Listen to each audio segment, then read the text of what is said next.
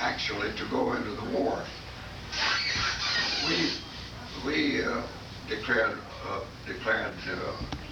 war about in April of 1917, but actually we weren't prepared.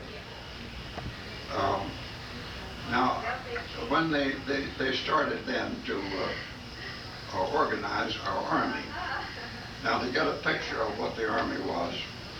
If you look at the divisions that are numbered below 25 are regular army divisions. First, second, third, and fourth, and so forth were regular army. From 25 to 50, any division numbered in there was National Guard.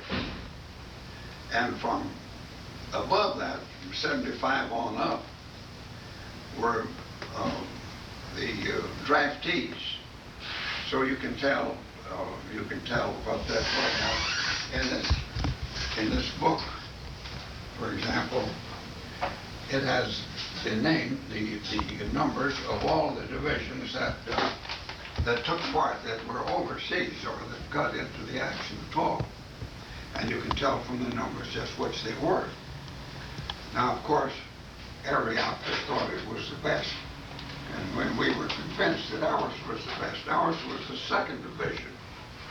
And if you look at it, they have the records of it, the number of captured prisoners, the number of advances, the number of miles that they advanced, and so forth. And our division, as I say, we were very proud of it.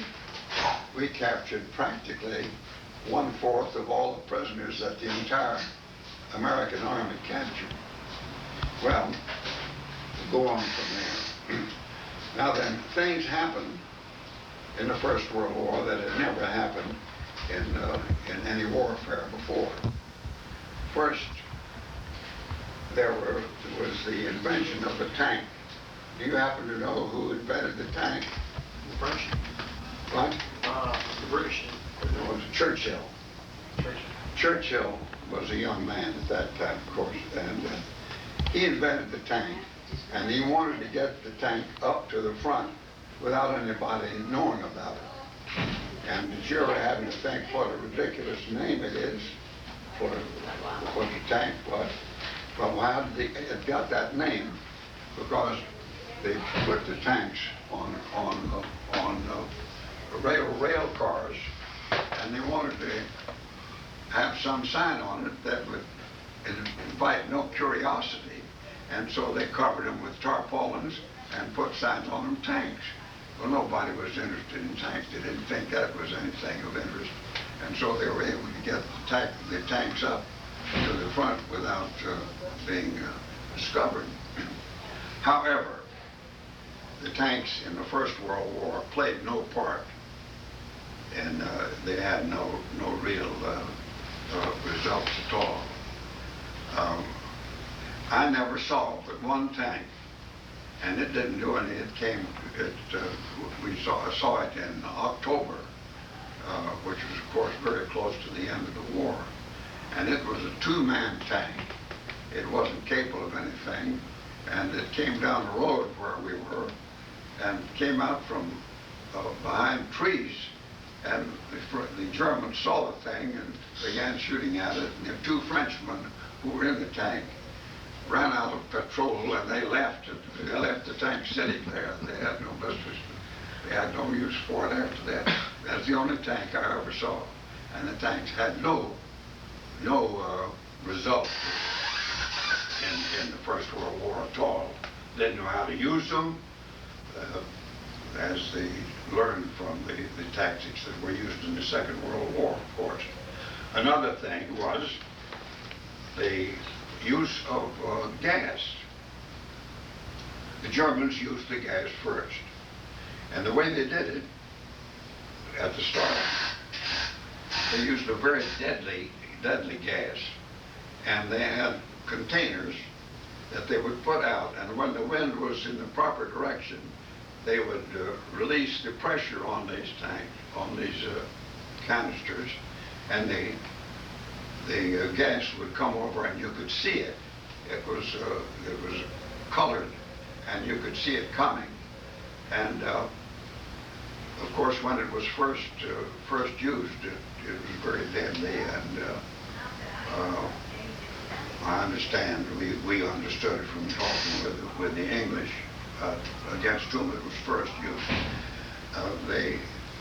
They protected themselves by urinating on sock or something like that and breathing through that.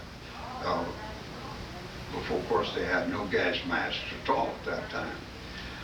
Later, however, the Germans made a grave mistake in starting that, because 3/4 of the time the wind blew against the Germans rather than from them toward the Allies. And so very shortly after they got gas masks and so forth, this method of using gas was not effective at all. And they discovered, or they invented, mustard gas, which was used entirely different. They had it in shells, and both sides would use, say, high explosive, three shells of high explosive and one shell of mustard gas, and and you could tell the difference in the sound that they made coming over, because there was sort of a whistling sound of the gas, mustard gas shells. And that soon became the way mustard gas operated was it was colorless, and you couldn't smell it, but it would condense where there was moisture, and so particularly it would get in your nose and down in your mucous membrane, where there was dampness, and under the arms particularly, and in the crotch where you'd sweat. And of course, if they were active and so forth, why, they'd sweat all over, and you could be all over. In that picture, in that book there are a lot of pictures of victims of gas. Later, toward the end of the war, they had another method of using gas, which they got one company of our regiment in this manner. A piece of artillery, after it's fired so many times, becomes smooth bore and loses its accuracy. Well, they had, of course, a lot of artillery that had been used that way. And they would get a situation in which our troops would be in a low-lying place, and they could get artillery up fairly close. They would point a number of artillery pieces that were smooth bore, and they had them attached by wire so that they could be fired simultaneously. And they would just drop over a lot of this mustard gas in this low spot. As I say, they got one company of our regiment that way, just practically the whole company. Now, it didn't kill them, but they became casualties. They couldn't continue operating. They just dumped all these shells over there simultaneously, and just blanketed it with. Now then, after we got over there, you read in your book, of course, that the French and the English, they didn't have any confidence in the American troops, because we were green and we knew it. Now then, I was in the first officer training camp that the Marines had. We were supposed to be trained for 3 months, after which we were supposed to be good enough to be called in troops. But while we were there, we were in the first group that Quantico is one of the biggest, probably the biggest training camp that the Marine Corps has. We were the first ones in there. And after we were there only a month, they brought in troops that needed to have officers. And so there were a few of us. I was very fortunate because I'd grown up in Wentworth and knew how to drill and so forth and had a background. And there were others of us. There were about 125 brand new second lieutenants who went in at the same time I did. And in that group, there were a number who had a little touch of military training. There was this picture is in this picture. There are several in that category.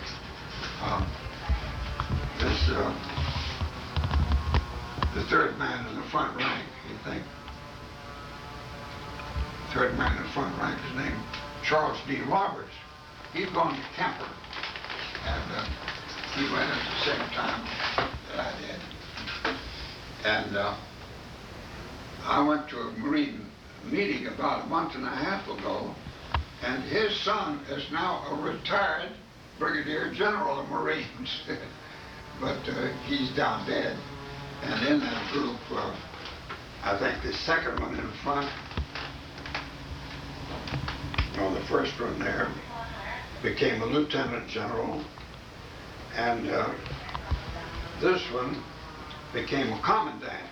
His picture is up there at the top. He was 4-star general. I outranked him then, back in those days.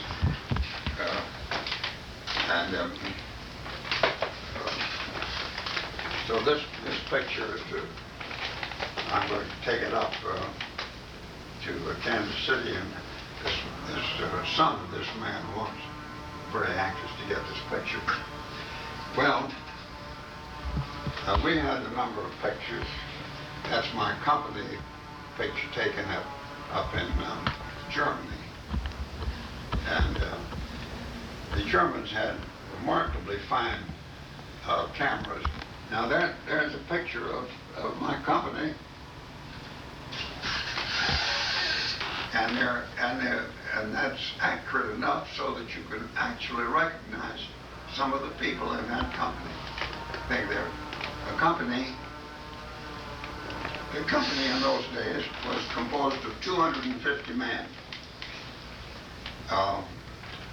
There were 4 companies in a battalion, so a battalion was 1,000 men, roughly.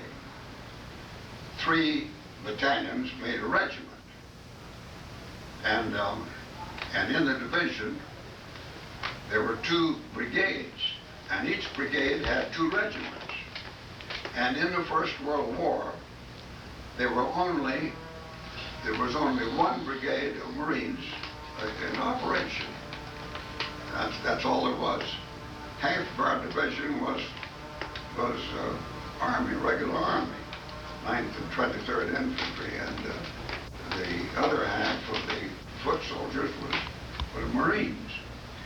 Our artillery was Army, so that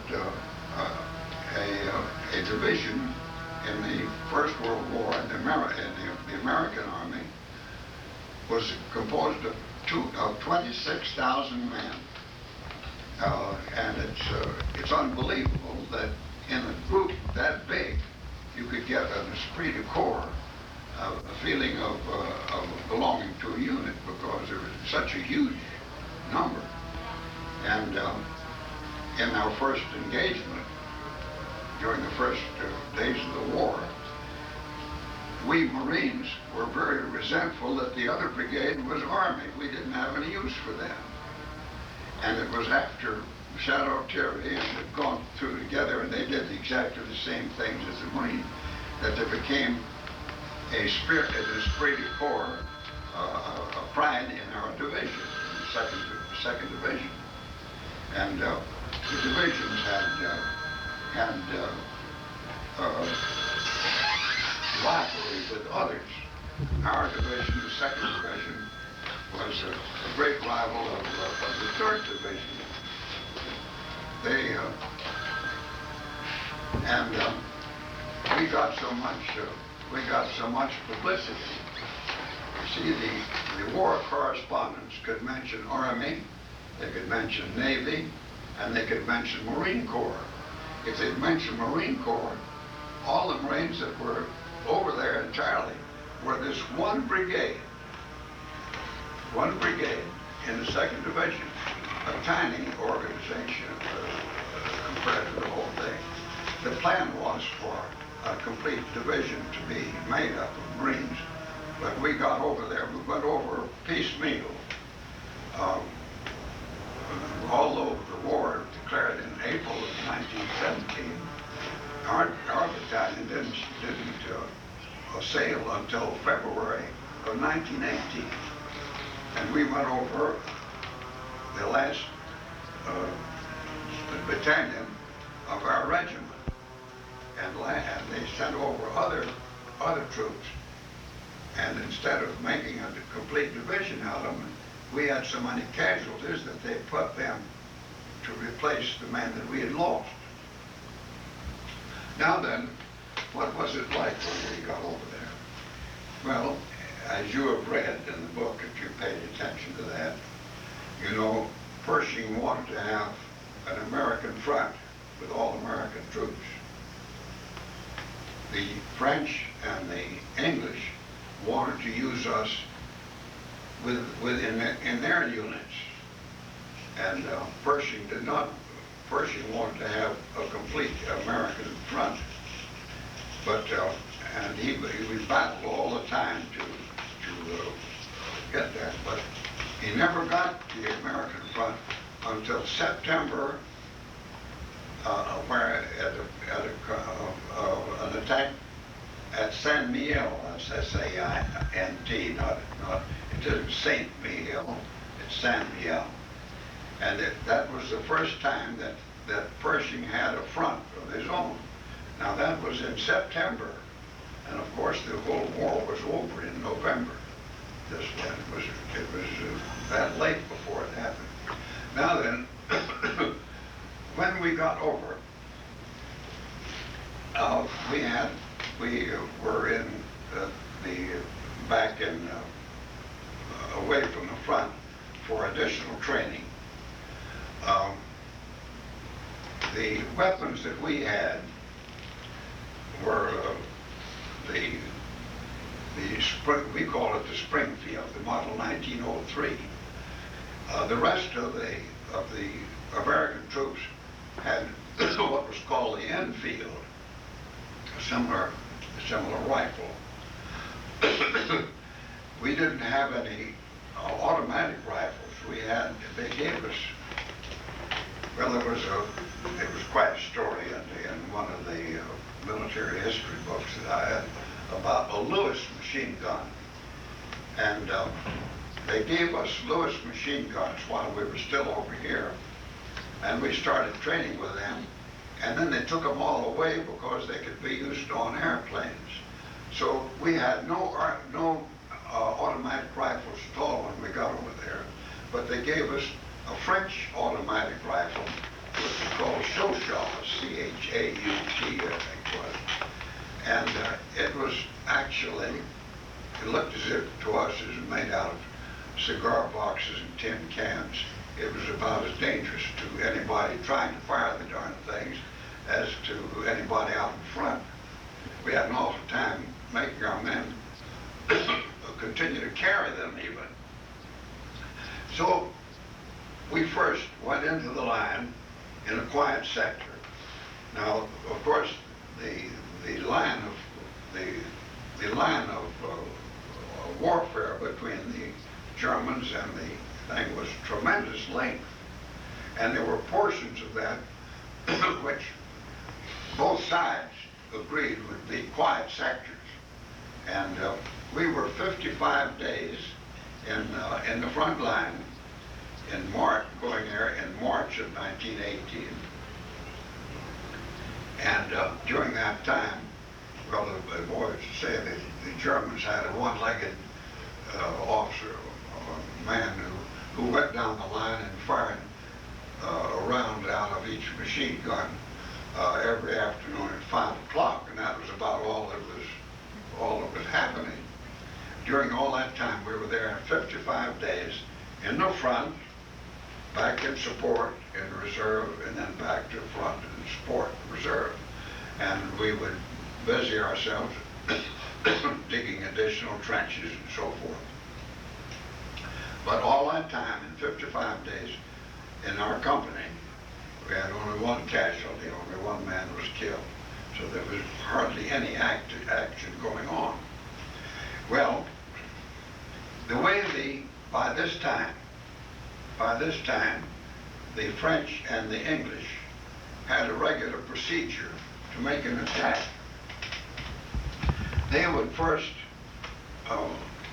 have an intelligence to go over and make an outline of the place they were going to attack, showing the trenches and so forth and so on. Then in the back line, they would put out tape showing just exactly the way the trenches were that they were to attack. And the attack was made by what they called shock troops. They were young men, and they would make an attack and expect to have so many casualties that their efficiency would be gone. And they would then the French bring up what we call the old poilus, the old boys that had big mustaches and so forth, and were 30 years old or older. The shock troops were young people in the early 20s. And the shock troops would make an attack, and then the old ones would come up and relieve them, because, as I say, they would expect, and they usually did, have enough casualties so that they were no longer any good.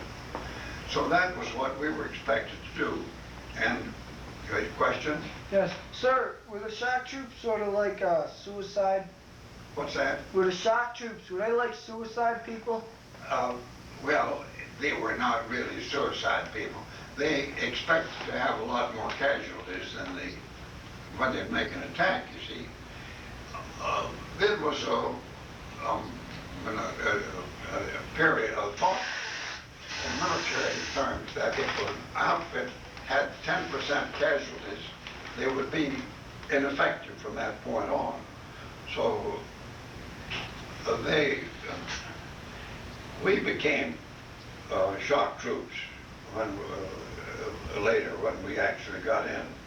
And in my company, there were, I think, about 650 men total, considering the casualties.